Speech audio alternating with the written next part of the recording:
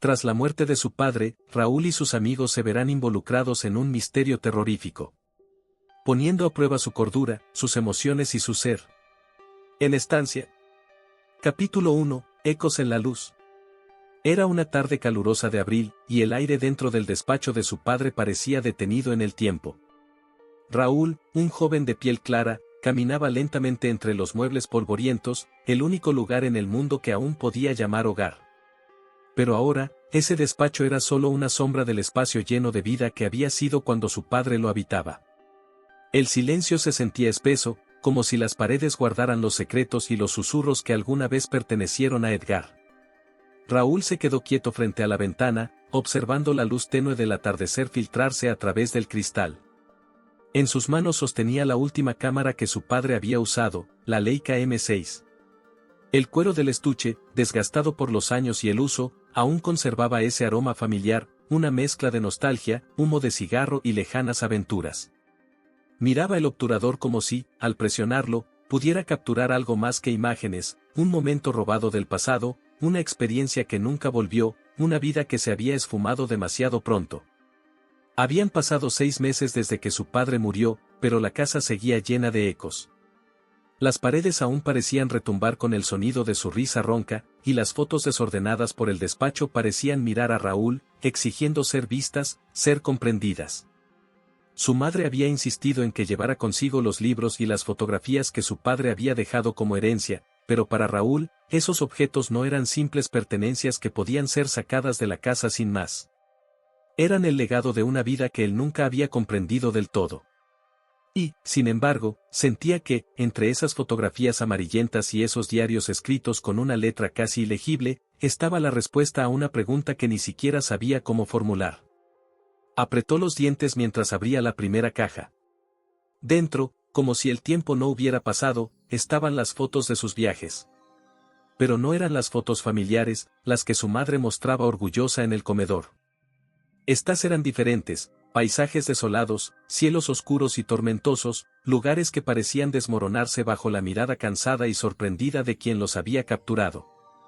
En los últimos años, su padre había desarrollado una fascinación por fotografiar lugares remotos y desconocidos, y con eso había creado reportajes que rara vez salían a la luz. La mayoría de esos trabajos estaban guardados en sus diarios, ocultos, como si su verdadero propósito hubiera sido olvidado. Es curioso cómo funciona la edad, pensó Raúl, tomando con su otra mano un álbum familiar de cuando él había cumplido la edad de 8 años. Observó las fotografías con profunda nostalgia. Su padre riendo junto a él, mientras Minerva, su madre, ponía frente a ellos un pequeño, pero aparentemente exquisito pastel. «Te extraño, papá», dijo acariciando la fotografía como si aún pudiese vivir ese momento.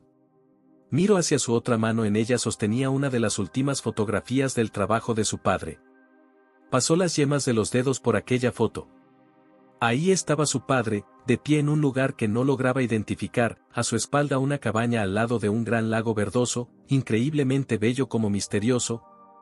A pesar de que su padre transaccionó al uso de las cámaras digitales muy a su pesar, sus últimas revelaciones las hizo con aquella Leica M6, la misma que hace un momento admiraba con tanto anhelo. Esa cámara le daba un halo de misterio y profundísimo a cada fotografía. Raúl se detuvo un momento al notar algo en la ventana de esa cabaña. Frunció el ceño, acercando la foto a su rostro. En el fondo de la imagen, apenas perceptible, una figura borrosa parecía difuminarse con las cortinas entreabiertas. La primera vez que vio esta foto, pensó que era una mancha, un error de revelado. Ahora, bajo la luz tenue de la tarde, esa figura le parecía algo más. ¿Un rostro? Quizá alguien vivía en la casa. Tal vez, se dijo a sí mismo mientras dejaba las fotografías en la caja y las cerraba con cuidado. La puerta del despacho se abrió de golpe, y Minerva, su madre, entró con pasos firmes, su presencia llenando el espacio con una energía contenida. El sonido rompió la atmósfera silenciosa, trayendo a Raúl de vuelta al presente. «Es algo tarde para seguir mirando esas fotos viejas», dijo ella, con un tono que intentaba ser suave pero que sonaba más crítico de lo que quería.